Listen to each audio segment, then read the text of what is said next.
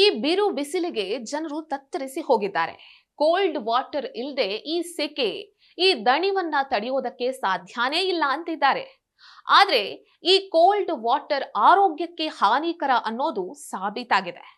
ತಜ್ಞರ ಪ್ರಕಾರ ಇದು ದೇಹದ ಉಷ್ಣಾಂಶದಲ್ಲಿ ಹಠಾತ್ ಬದಲಾವಣೆ ಉಂಟು ಮಾಡುತ್ತೆ, ಜೊತೆಗೆ ಜೀರ್ಣಾಂಗ ವ್ಯವಸ್ಥೆಯ ಮೇಲೆ ಪರಿಣಾಮ ಬೀರುತ್ತೆ ಎನ್ನಲಾಗಿದೆ. ಇನ್ನು ತುಂಬಾ ತಣ್ಣನೆಯ ನೀರು ಕುಡಿಯೋದ್ರಿಂದ ದೇಹದ ಉಷ್ಣತೆಯಲ್ಲಿ ಅಸಮತೋಲನ ಉಂಟಾಗುತ್ತೆ. ಇದು ವಿವಿಧ ದೈಹಿಕ ಸಮಸ್ಯೆಗಳಿಗೆ ಕಾರಣವಾಗಬಹುದು ಅಂತ ವೈದ್ಯರು ಹೇಳ್ತಾ ಇದ್ದಾರೆ. ಹಾಗಾಗಿ ಹೊರಗಿನಿಂದ ಮನೆಗೆ ಬಂದಾಗ ನಮ್ಮ ದೇಹ ಸಾಮಾನ್ಯ ಸ್ಥಿತಿಗೆ ಮರಳೋದಕ್ಕೆ ಸ್ವಲ್ಪ ಸಮಯ ಬೇಕಾಗುತ್ತೆ. ಬಂದ ತಕ್ಷಣ ತಣ್ಣೀರು ಕುಡಿಯೋದ್ರ ಬದಲು 10 ರಿಂದ 15 ನಿಮಿಷ ಕಾಯೋದು ಉತ್ತಮ. ಕೋಲ್ಡ್ ವಾಟರ್ಗಿಂತ ಸಾಮಾನ್ಯ ಅಥವಾ ಕೋಣೆಯ ಉಷ್ಣಾಂಶದ ನೀರನ್ನ ಕುಡಿಯೋದು ಸುರಕ್ಷಿತ ಅಂತ ವೈದ್ಯರು ಹೇಳ್ತಾರೆ.